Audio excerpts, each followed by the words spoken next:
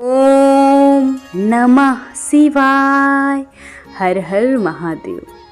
सावन मास के इस शुभ मंगल अवसर पर हम आपको शिवपुराण की पावन कथा सुना रहे हैं, जिसमें हमने अभी तक आपको कई अध्याय सुना दिए हैं।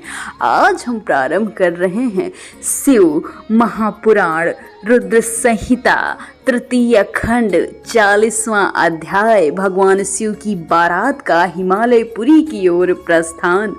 ब्रह्मा जी बोले, हे मुनि श्रेष्ठ नारद, भगवान शिव ने कुछ गणों को वहीं रुकने का आदेश देते हुए नंदीश्वर सहित सभी गणों को हिमालयपुरी चलने की आज्ञा दी।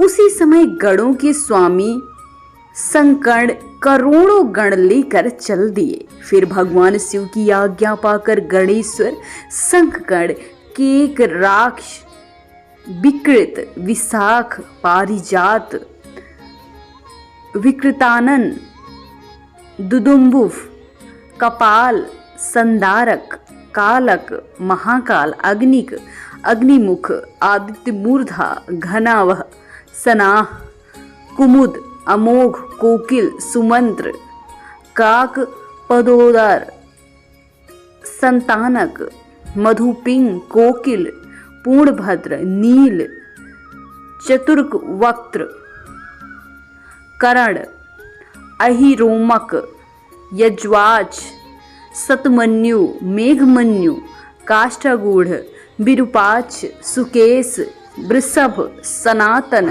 तालकेतु, शंखमुख, चैत्र, स्वयंभु, लकुलीस, लोकांतक, दीप्तमात्मा, दैत्यानतक, भिंगरिटी, देव देवप्रिय, अश्नि, भानुक, प्रमथ तथा वीरभद्र अपने अनेक गणों को लेकर चल पड़े। नंदीश्वर एवं गणराज भी अपनी अपने गणों को लेकर चल दिए। क्षेत्रपाल और भैरव भी उत्साहपूर्वक चल दिए। उन सभी गणों के सिर पर जटा, मस्तक पर चंद्रमा, गले में नील चिन्ह। शिव जी ने रुद्राक्ष के आभूषण धारण किए हुए थे। शरीर पर भस्म शोभायमान थी। सभी गणों ने हार, कुंडल, केयूर तथा मोर मुकुट पहने हुए थे। इस प्रकार त्रिलोकीनाथ महादेव अपने लाखों करोड़ों शिवगणों तथा मुझे श्रीहरि और अन्य सभी देवताओं को साथ लेकर धूमधाम से हिमालय नगरी की ओर चल दिए। शिव जी के आभूषणों के रूप में अनेक सर्प उनकी शोभा बढ़ा रहे थे और वे नंदी बैल पर सवार होकर पार्वती जी को ब्याहने के लिए चल दिए। इसमें चंडी देवी महादेव जी की बहन बनकर खूब नृत्य करती हुई उस बारात के साथ चली। चंडी देवी ने सांपों को आभूषण की तरह पहना हुआ था और वे प्रेत पर बैठी हुई थी। उनके मस्तक पर सोने से भरा कलश था, जो कि दिव्य प्रभापुंज सा प्रकाशित हो रहा था। उनकी ये मुद्रा देख शत्रु डर के मारे कांप रहे थे। करोड़ों भूत प्रेत उस बारात की शोभा बढ़ा रहे थे। चारों दिशाओं में डमरुओं, भेदियों और शंखों की ध्वनि गूंज रही थी। उस ध्वनि की मंगलकारी कामना से पूरा लोक जगमग था। श्री हरि विष्णु सभी देवताओं और शिवगणों के बीच में अपने वाहन गरुड़ पर बैठकर चल रहे थे। उनके सिर पर सोने का छत्र चामर डुलाए जा रहे थे। मैं भी वेदों, शास्त्रों, पुराणों, आगमों, सनकादि महासिद्धों, प्रजापतियों, पुत्रों तथा अन्य परिजनों के साथ शोभायमान होकर चल रहा था। स्वर्ग के राजा इंद्र ऐरावत हाथी पर आभूषणों से साज सज्जा करके चार चांद लगा रहे थे। भक्तवत्सल भगवान शिव की बारात में अनेक ऋषि, मुनि, साधु, संत भी अपने दिव्य तेज से प्रकाशित हो रहे थे। देवाधिदेव महादेव जी का शुभ विवाह देखने के लिए शाकिनी, यतुधान, बैताल, ब्रह्म, राक्षस, भूत, प्रेत, पिशाच, प्रमथ आदि गण, तुम्बरु, नारद, हा हा हा और हु आदि श्रेष्ठ गंधर्व तथा किन्नर भी प्रसन्न मन से नाचते गाते जा रहे थे। इस विवाह में शामिल होने में स्त्रियां भी पीछे नहीं थी। सभी जगमाताएं, देव कन्याएं, गायत्री, सावित्री, लक्ष्मी और सभी देवांगनाएं और देव पत्नियां तथा देव माता भी खुशी खुशी शंकर जी के विवाह में सम्मिलित होने के लिए बारात के साथ होली। वेद शास्त्र सिद्ध और महर्षि जिसे धर्म का स्वरूप मानते हैं, जो स्फटिक के समान श्वेत व उज्जवल हैं, वह सुंदर बैल नंदी भगवान शिव का वाहन है। शिव जी नंदी पर आरूढ़ होकर उनकी शोभा बढ़ा रहे थे। भगवान शिव की ये छवि बड़ी मनोहारी थी।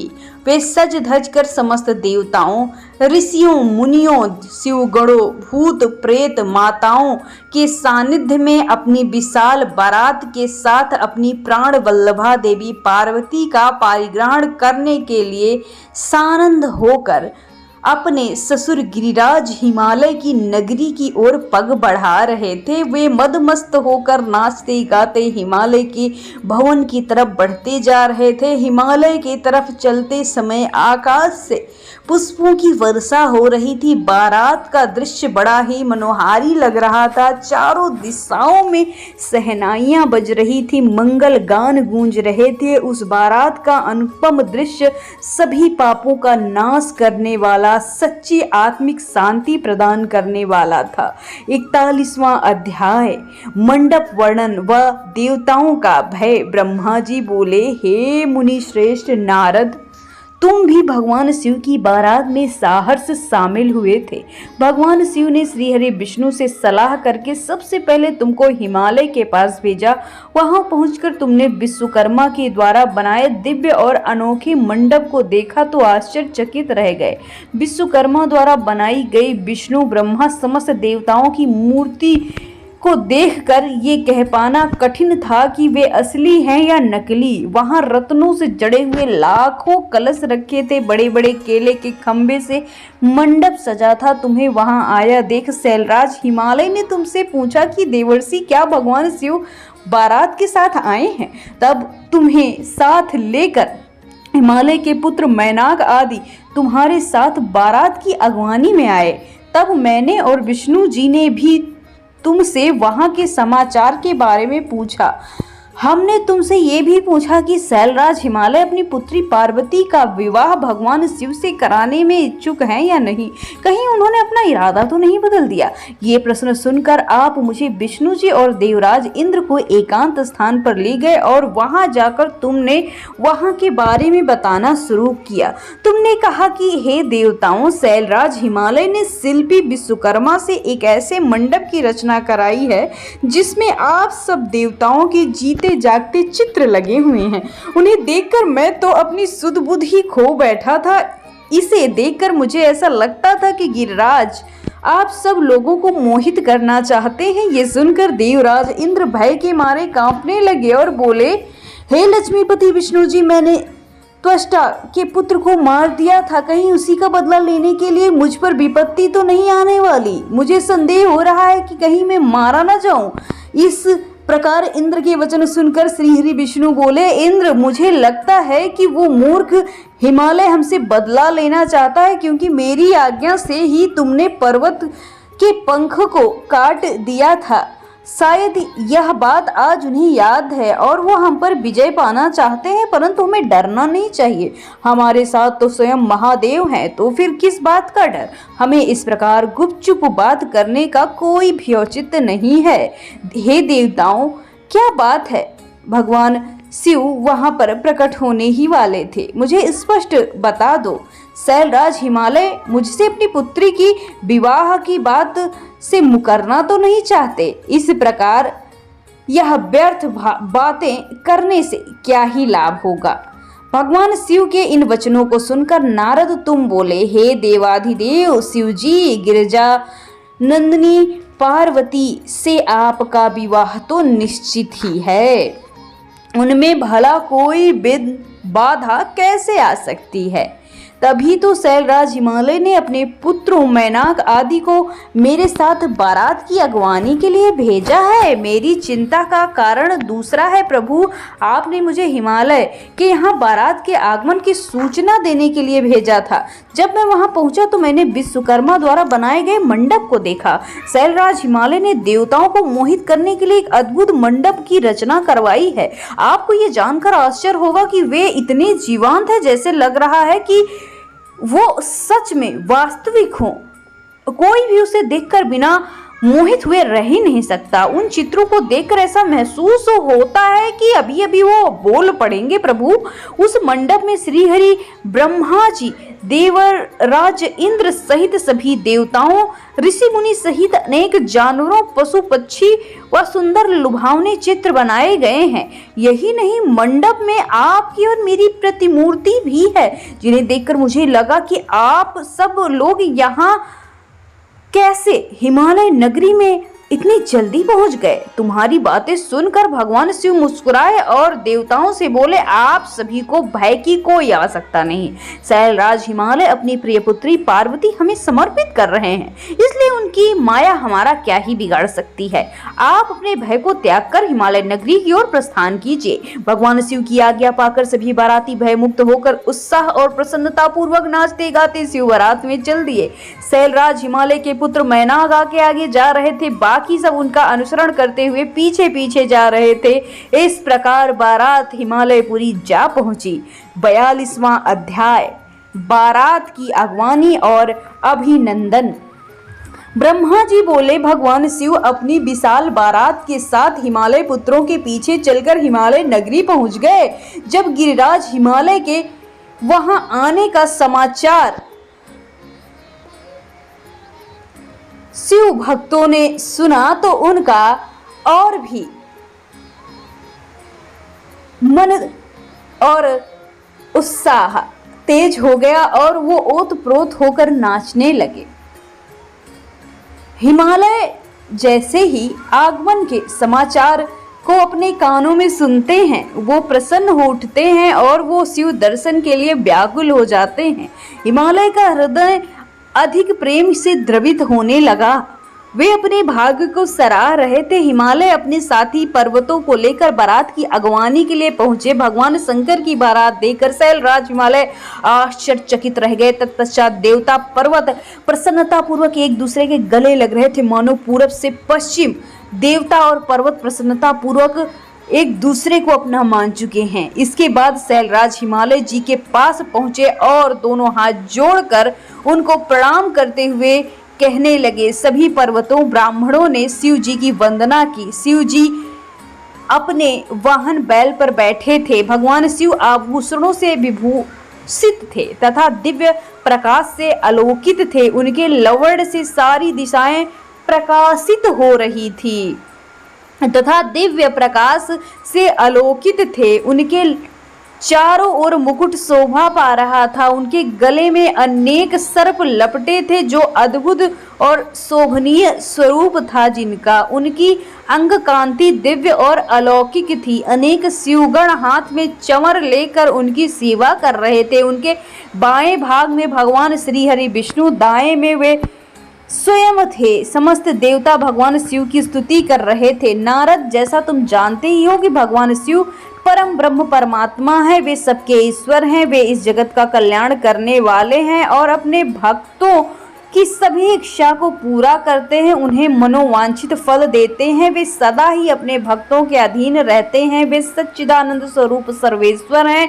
उनके बाएं भाग में श्री विष्णु गरुड़ पर बैठे रहे तो दाएं भाग में ब्रह्मा यानी मैं स्थित था। हम तीनों के स्वरूप का एक साथ दर्शन गिरिराज हिमालय करके आनंद मग्न हो गए। तत्पश्चात शैलराज ने शिव जी के पीछे तथा उनके आसपास खड़ी सभी देवताओं के सामने अपना मस्तक झुकाया और बारंबार प्रणाम करने लगे। फिर भगवान शिव की आज्ञा लेकर शैलराज हिमालय अपने निवास की ओर चल दिए। वहां जाकर उन्होंने सभी देवताओं, ऋषि मुनियों एवं अन्य बारातियों के ठहरने की उत्तम व्यवस्था की। हिमालय ने प्रसन्नता पूर्वक अपने पुत्रों को बुलाकर कहा कि तुम भगवान शिव के पास जाकर उनसे प्रार्थना करो कि वे स्वयं अति शीघ्र यहाँ पधारें। मैं उन्हें अपने भाई बंधुओं से मिलाना चाहता हूँ। तुम वहाँ जाकर कहो कि मैं उनकी प्रतीक्षा कर रहा हूँ। अपने पिता गिरिराज हिमालय की बात सुनकर उनके पुत्र चल दिए जहाँ बारात के ठहरने की व्यवस्था की गई। भगवान शिव के पास जा पहुँचे। प्रणाम करके उन्होंने अपने पिता द्वारा कही बातों को शिव जी से अवगत कराया। तब भगवान शंकर ने कहा, तुम जाकर अपने पिता से कहो कि हम शीघ्र वहां पहुंच रहे हैं। शिव की आज्ञा लेकर हिमालय के पुत्र वापस चल दिए। तत्पश्चात देवताओं ने तैयार होकर गिरिराज हिमालय के घर की ओर प्रस्थान किया। महादेव जी के साथ भगवान विष्णु और मैं यानी ब्रह्मा शीघ्रता पूर्वक चलने लगे। तभी देवी पार्वती की माता मैना के मन में त्रिलोकीनाथ शिव को देखने की इच्छा प्रकट हुई। इसलिए देवी मैना ने तुमको संदेशा भेजा, अपने पास बुलवा लिया। भगवान शिव से प्रेरित होकर देवी मैना की हार्दिक इच्छा को पूरा करने के लिए आप वहां गए। 43वां अध्याय शिव जी की अनुपम लीला। ब्रह्मा जी बोले, हे नारद, तुमको अपने सामने देखकर देवी मैना बड़ी प्रसन्न हुई। उन्होंने प्रणाम किया और बोला, हे मुनि नारद जी, मैं भगवान शिव को इसी समय दर्शन करना चाहती हूँ। मैं उन्हें देखना चाहती हूँ। जिन शिव जी को पाने के लिए मेरी बेटी ने घोर तपस्या की, अनेक कष्टों को भोगा, उन शिव जी का रूप कैसा है, वो दिखते कैसे हैं, ये सब कहकर मैं यानी कि देवी मैना चंद्रशाला की ओर चल पड़ी। इस तरफ भगवान शिव भी मैना के इस अभिमान को समझ गए और वो मुझसे व विष्णु जी से बोले कि तुम सब देवताओं को अपने अपने पीछे ले जाओ और गिरिराज हिमालय के घर पहुंचो। मैं अपने गणों के साथ पीछे पीछे आ रहा हूँ। भगवान विष्णु ने इसे भगवान शिव की आज्ञा माना और सब देवताओं को बुलाकर उनकी आज्ञा का पालन करते हुए शहरराज के घर की ओर प्रस्थान किया। देवी मैना तुम्हारे साथ अपने भवन के सबसे ऊंचे स्थान पर जा खड़ी हुई।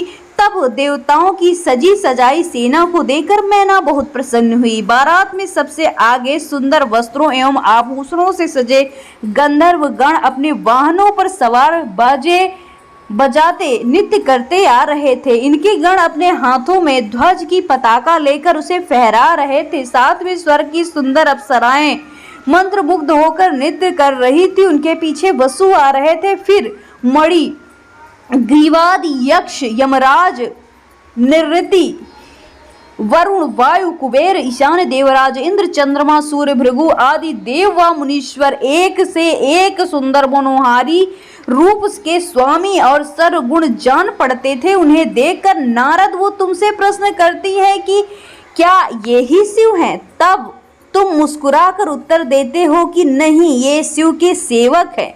देवी मैना ये सुनकर हर्ष विभोर हो जाती हैं। जब उनके सेवक इतने सुंदर और वैभवशाली हैं तो वो स्वयं कितने रूपमान और ऐश्वर्य से संपन्न होंगे।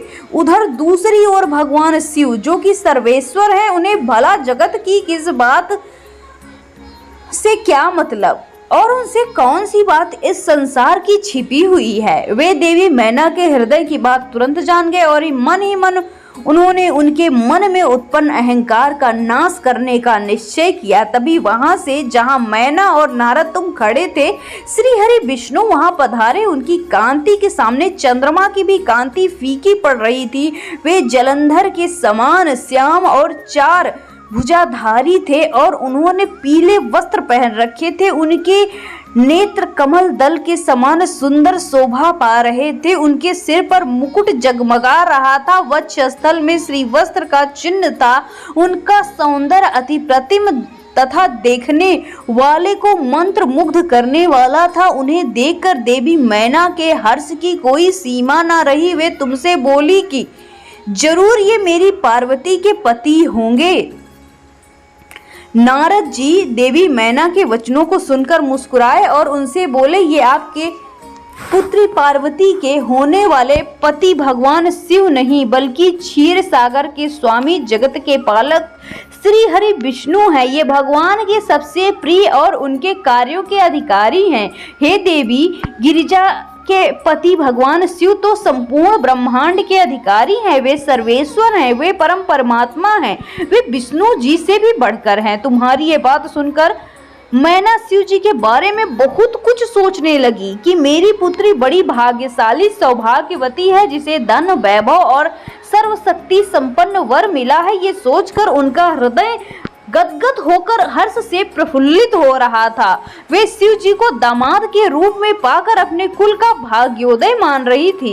वे कह रही थी कि पार्वती को जन्म देकर मैं धन्य हो गई, मेरे पति गिरिराज हिमालय धन्य हो गए। मैंने अनेक तेजस्वी देवताओं के दर्शन किए, इन सभी के द्वारा पूज्य और इन सब के अधिपति मेरी पुत्री पार्वती के पति हैं। फिर तो मेरा भाग्य सर्वथा सराहने योग्य है। इस प्रकार मैना अभिमान में आकर जब ये सब कह ही रही थी, उसी समय उनका अभिमान दूर करने के लिए अपने अद्भुत रूप वाले गणों को आगे कर शिव जी आगे बढ़ने लगे। भगवान शिव के सभी गण मैना के अहंकार और अभिमान का नाश करने वाले भूत, प्रेत, पिशाच आदि अत्यंत कुरूप गणों की सेना सामने आ रही थी। उनमें से कई बवंडर का रूप धारण, किसी की टेढ़ी मीढ़ी सूंड, किसी के होंठ लंबे, किसी के चेहरे पर सिर्फ दाढ़ी मूछे, किसी के सिर पर बाल ही नहीं थे तो किसी के सिर पर घना जंगल लगा था, किसी की आंखें नहीं थी, कोई अंधा था, कोई काना था, किसी की नाक नहीं थी, कोई हाथों में भारी भारी मुद्दर लिए कोई औंधा चला रहा था, कोई वाहन पर उल्टा बैठा हुआ था। इनमें कितने लंगड़े थे, किसी ने दंड और पास ले रखे थे। सभी शिवगण अत्यंत कुरूप और विकराल दिखाई दे रहे थे। कोई सींग बजा रहा, कोई डमरू, कोई गोमुख बजाता हुआ आगे बढ़ता जा रहा था।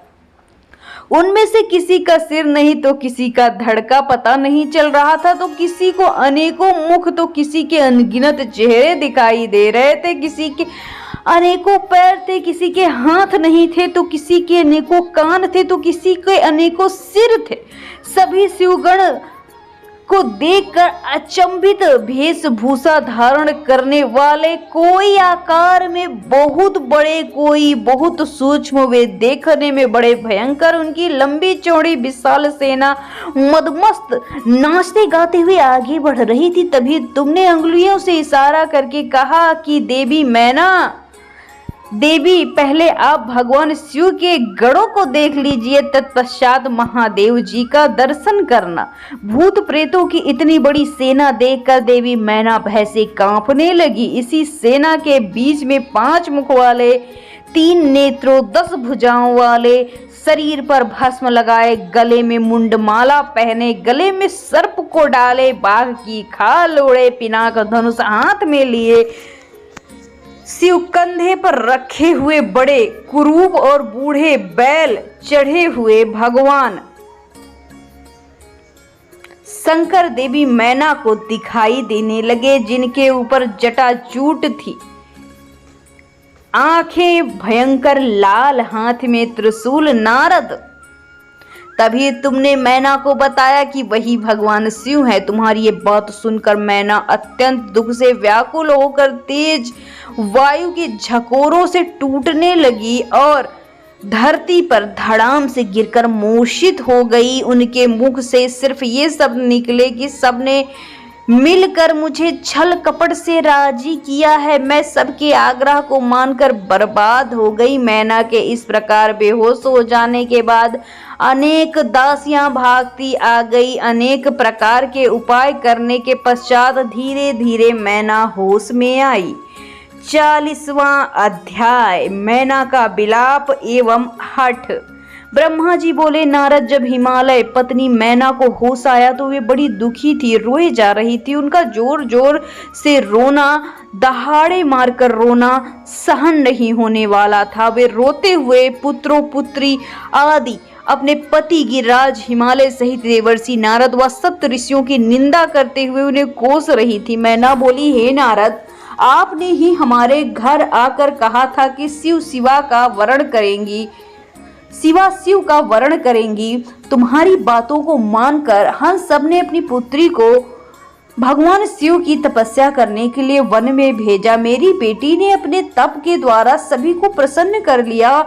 उसने ऐसी तपस्या की जो बड़े बड़े ऋषि मुनियों के लिए कठिन है, परंतु उनकी पूजा एवं आराधना का ये फल मिला जो कि देखने में दुख देने वाला है। इसे देखकर हमें अत्यंत दुख और भय हुआ है। हे भगवान, अब मैं क्या करूं, कहां जाऊं? भला कौन मुझे इस असाध्य दुख से छुटकारा दिला सकता है? मैं तो किसी को अपना मुंह दिखाने योग्य नहीं हूँ। कोई देखो, वे दिव्य सप्तशती और उनके धूर्त पत्नी अरुंधति कहाँ चले गए, जो मुझे समझाने आई थी, जिसने मुझे झूठ सच कह कर जबरदस्ती इस विवाह के लिए स्वीकृति ले ली। यदि वे मेरे सामने आ जाए तो उन सभी स्त्रियों और ऋषियों के दाढ़ी मूछे तक नोच लूं। मेरा तो सब कुछ छूट गया, मैं पूरी तरह बर्बाद हो गई। ये कहकर देवी मैना अपनी पुत्री पार्वती से बोली, तूने हमसे कौन से जन्म का बदला लिया है? तूने ये क्या कार्य किया है जो तेरा अपने माता पिता को इतना दुख पहुंचाना कारण बन बैठा है आज?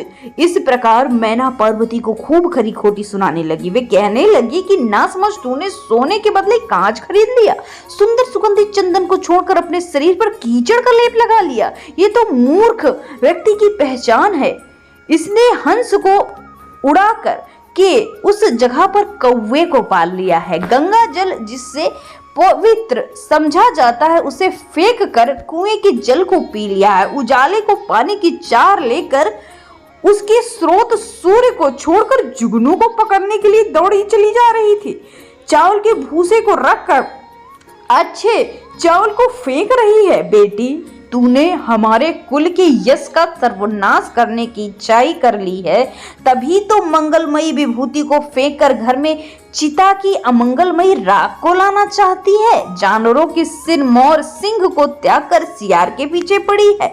पार्वती, तूने बड़ी भारी मूर्खता कर दी है, जो सूर्य, चंद्रमा, श्रीहरि, विष्णु और देवराज इंद्र जैसे सुंदर सर्वगुण संपन्न परम ऐश्वर्य और वैभव की स्वामियों को छोड़कर दुष्ट नारद की बातों में आकर महाकुरूप शिव के लिए दिन रात वनों में खाट शांति रही और घोर तपस्या करती रही। तुझे तेरी बुद्धि, तेरे रूप और तेरी सहायता करने वाले प्रत्येक उस मनुष्य को धिक्कार है जिसने तुझे गलत राह पर चलने पर मदद की।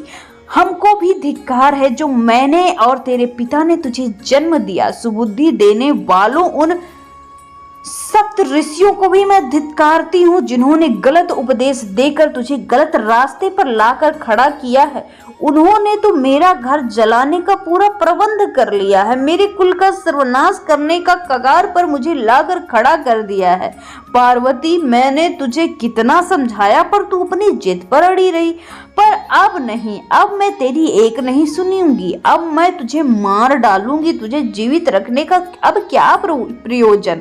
मैं तुझे मारकर खुद भी अपनी जीवन लीला समाप्त कर लूंगी, भले ही मुझे नरक का भागी होना पड़े। मेरा दिल करता है कि मैं तेरा सिर काट दूं, तेरे शरीर के टुकड़े टुकड़े कर दूं, तुझे छोड़कर कहीं चली जाऊं। ये कहकर देवी मैना मूर्छित होकर फर्श पर गिर पड़ी। तब उस समय उनकी ऐसी हालत देखकर सभी देवता उन्हें समझाने के लिए पास गए। सबसे पहले ब्रह्मा उनके पास पहुंचकर बोले, तब मुझे वहां देख नारद, तुमने कहा देवी आपको इस बात का ज्ञान नहीं कि शिवजी बहुत सुंदर है। अभी तुमने उनका स्वरूप देखा ही कहाँ है? अभी जो कुछ तुमने देखा है वो मात्र उनकी लीला थी। देवी, आप अपने क्रोध को त्याग दें और स्वस्थ होकर शुद्ध हृदय से विवाह का कार्य आरंभ करें। इतना सुनते ही मैना को क्रोध की अग्नि और भभकने लगी। वे बोली, दुष्ट नारद, यहाँ से चला जा। तू दुष्टों से भी दुष्ट और नीचों से भी नीच है। तूने मेरे सामने भूल कराने की कोशिश की तो तेरा अंजाम बुरा होगा। मैं तेरी सूरत तक नहीं देखना चाहती। मैना के इन वचनों को सुनकर इंद्रादि देवता दौड़कर वहां से चले आए और बोले, हे पितरों की कन्या मैना, भगवान शिव तो इस बारात के चराचर जगत के स्वामी हैं। वे तो सबको सुख देने वाले हैं।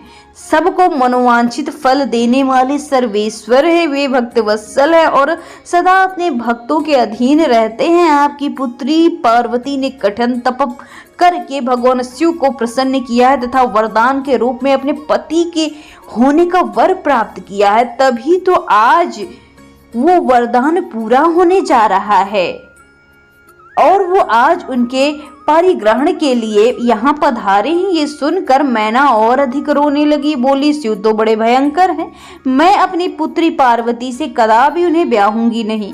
आप सब देवता क्यों षड्यंत्र रच रहे हैं? आप मेरी प्राणप्रिय फूलों के समान कोमल पुत्री को क्यों इन भूत प्रेतों के हवाले करना चाहते हैं? इस प्रकार देवी मैना सब देवताओं पर क्रोधित होकर उन्हें फटकारने लगी। जब वशिष्ठ आदि सप्त ऋषियों ने देवी मैना के इस प्रकार के वचन सुने तो वे भी मैना को समझाने के लिए निकट आ गए। तब वे बोले, हे पितरों की कन्या मैना, हम तो तुम्हारे काय को सिद्ध करने के लिए यहाँ आए हैं। भगवान शिव का दर्शन सभी पापों का नाश करने वाला और स्वयं वो आपके घर भी पधारे हैं। इस बात को सुनकर भी देवी मैना को कोई संतोष नहीं हुआ। उनका क्रोध यथावत रहा और उन्होंने फिर कहा कि मैं पार्वती के टुकड़े टुकड़े कर दूंगी, परंतु शिव के साथ कदापि न भेजूंगी। दूसरी ओर देवी मैना के इस व्यवहार से चारों ओर हाहाकार मच गया। जब शैलराज हिमालय को मैना के इस व्यवहार की सूचना मिली तो वो फौरन दौड़ते हुए अपनी पत्नी के पास आकर बोले, हे प्रिय, तुम इतनी क्रोधित क्यों हो रही हो? देखो हमारे घर कौन कौन महात्मा पधारे हैं, तुम इनका अपमान कर रही हो। तुम भगवान शंकर के भयानक रूप को देखकर भयभीत हो गई हो। देवी वे सर्वेश्वर है, भय करना छोड़कर उनके मंगलमय रूप का दर्शन करो। विवाह के शुभ कार्यों को शुभारंभ करो। अपने हठ को छोड़ो, क्रोध को त्याग कर शिव पार्वती विवाह के मंगलमय कार्यों को संपन्न करो। देवी तुम जानती हो कि भगवान शिव अनुपम लीलाएं करते हैं, ये भी उनकी लीला का एक भाग है। अतः तुम अपने मन के डर को यथावत शीघ्र छोड़कर पूर्वत कार्य में लग जाओ।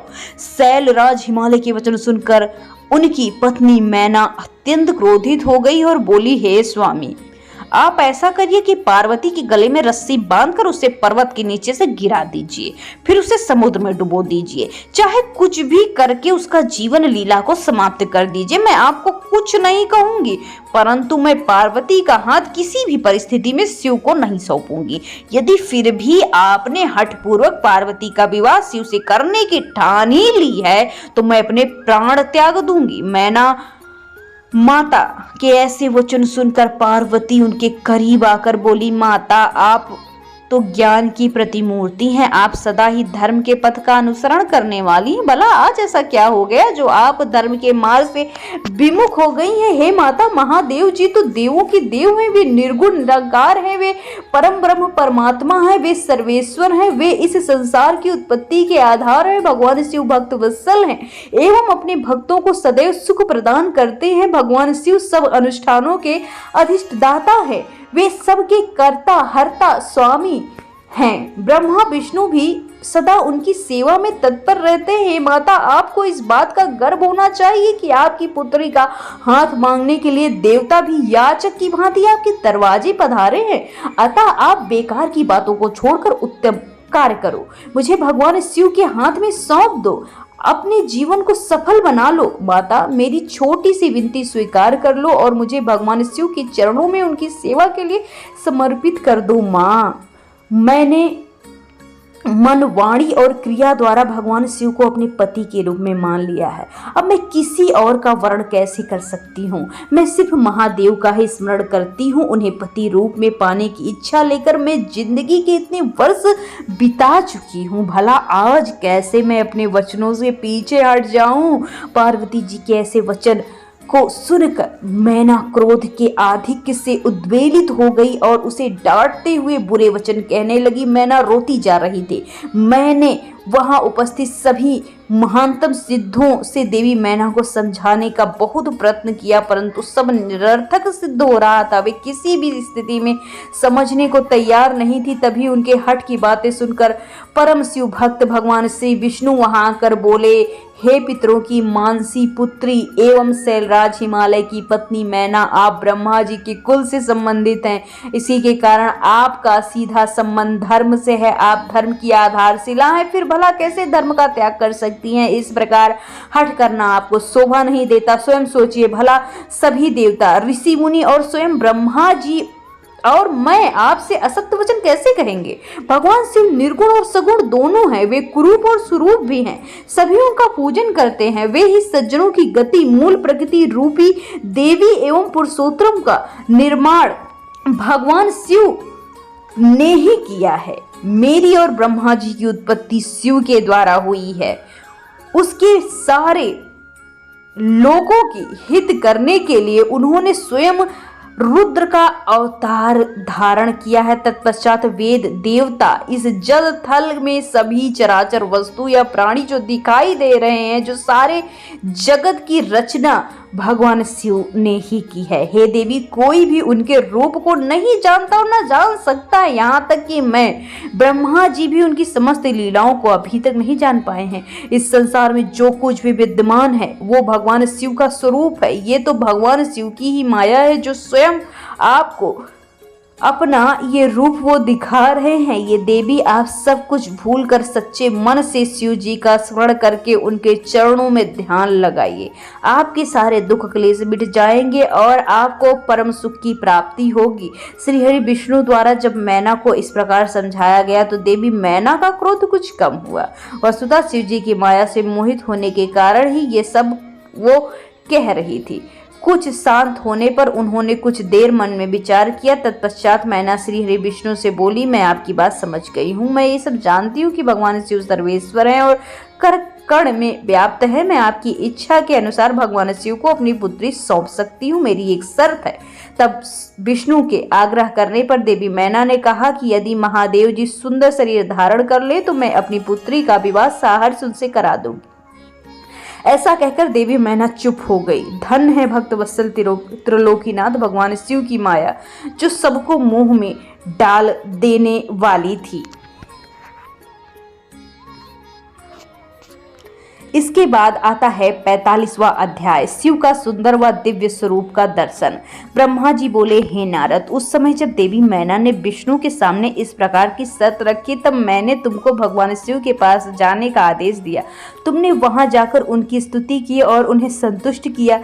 तब तुम्हारी बात मानकर देवताओं का कार्य सिद्ध करने की इच्छा से भगवान शिव प्रसन्नता पूर्वक अद्भुत उत्तम दिव्य रूप धारण कर चुके थे। उस समय भगवान शिव कामदेव से भी अधिक रूपवान लग रहे थे। उनके सुंदर रूप लावण्य को देखकर तुम प्रसन्न होते हुए देवी मैना के पास उन्हें ये शुभ समाचार देने गए। वहां पहुंचकर जहां देवी मैना बैठी थी उन्हें देखकर तुम बोले, हे शैलराज की पत्नी पार्वती की मां मैना, आप चलकर स्वयं शिव के दिव्य और मनोहारी रूप का दर्शन करें। ये समाचार पाकर देवी मैना प्रसन्नता की हर हद पार करके वहां जाने को तैयार हुई। वे आपको अपने साथ लेकर भगवान शिव के दर्शन को आगे बढ़ी। वहां पहुंचकर मैना ने भगवान शिव के परम आनंददायक सुंदर रूप के दर्शन किए। शिव जी का मुखारविंद करोड़ों सूर्य के समान तेजस्वी, सुंदर व दिव्यता। उनके विशाल मस्तक पर चंद्रमा सुशोभित था। सिर सुंदर मुकुट से सुसज्जित था। सूर्य ने उनके सिर पर छत्र धारण कर रखा था। भगवान शिव प्रसन्न मुद्रा में थे। वे ललित लावण्य से युक्त मनोहर गौरवर्ण चंद्रलेखा से आलंकित होकर बिजली की भांति चमक रहे थे। विष्णु सहित सभी देवता, ऋषि मुनि उनकी प्रेम पूर्वक सेवा कर रहे थे। उनके शरीर पर दिव्य अलौकिक सुंदर वस्त्र, सुंदर आभूषण शोभा पा रहे थे। गंगा और यमुना चंवर डुला रही थी और अणिमा 8 सिद्धियां मुग्ध होकर आगे पीछे नाच रही थी। इस प्रकार भगवान शंकर का सुंदर व दिव्य रूप धारण करके बारात लेकर हिमालय के घर पहुंचना, उनके साथ साथ मैं विष्णु जी, देवराज इंद्र भी विभूषित होकर चल दिए। उनके पीछे पीछे सुंदर एवं अनेकों रूपों वाले गण, सिद्ध, मुनि व समस्त देवता जय जयकार करते आगे चले। समस्त देवता इस विवाह को देखने के लिए बड़े ही उत्कंठित थे और अपने परिवार के साथ शिव जी के विवाह में सम्मिलित होने आए।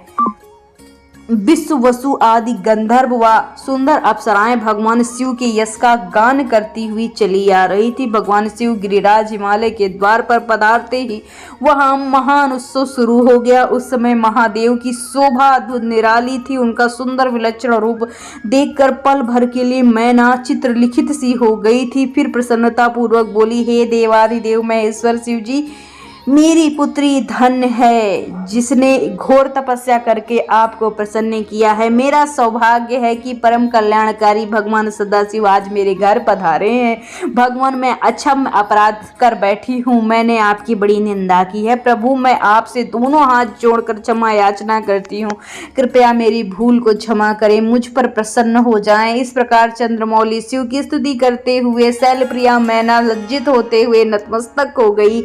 उस समय पूर्वासनी स्त्रियां सभी घर के कामों को छोड़कर बाहर आकर भगवान शिव के दर्शन की लालसा लेकर उन्हें देखने का प्रयत्न करने लगी। चक्की पीसने वाली चक्की छोड़ दी, पति की सेवा में लगी हुई पति की सेवा को छोड़कर चली आई, कोई कोई तो दूध पीता हुआ बच्चा छोड़कर चला आया। इस प्रकार सभी अपने अपने आवश्यक कार्य को छोड़कर भगवान शिव के दर्शन के लिए आ गए। भगवान शिव के मनोहर रूप के दर्शन करके सब मोहित हो गई। सब सार्थ शिव जी की मूर्ति स्वरूप शरीर को देखकर मन मंदिर में भगवान शिव को धारण करके बोली, सखियों, हम सबके अहोभाग्य हैं। हिमालय नगरी में मन मंदिर को धारण करने वाले नर नारियों के नेत्र आज भगवान शिव के दिव्य स्वरूप का दर्शन करके सफल हो गए हैं। दर्शन मात्र से हमारे सारे पाप नष्ट हो गए। उनकी छवि सर्वथा सब क्लेशों को दूर व नाश करने वाली है। आज उन्हें साक्षात सामने देखकर हमारा जीवन सफल हो गया है। पार्वती ने उत्तम तपस्या द्वारा भगवान शिव को पाकर साथ साथ हमारा भी जीवन सार्थक कर दिया है। हे पार्वती, तुम निश्चित ही धन्य हो। तुम परम ब्रह्म परमेश्वर भगवान शिव की अर्धांगिनी बनकर इस जगत को सुशोभित करोगी। यदि विधाता पार्वती शिव का इस प्रकार का मिलन ना कराते तो निश्चित ही सारा परिश्रम निष्फल हो जाता। आज शिव शिवा की इस युगल जोड़ी को देखकर हमारे सारे कार्य सार्थक हो गए। आज वाकई हम सब इनके दर्शन से धन्य हो गए। इस प्रकार कहकर वे पूर्वासनी स्त्रियां अक्षत कुमकुम चंदन से शिव जी का पूजन करने लगी तथा प्रसन्नता पूर्वक उन पर खीलों की वर्षा करने लगी। वे स्त्रियां देवी मैना के पास जाकर खड़ी होकर उनके भाग्य और कुल की सराहना करने लगी। उनके मुख से इस प्रकार के शुभ व मंगलकारी वचन सुनकर देवताओं को भी बड़ी प्रसन्नता हुई।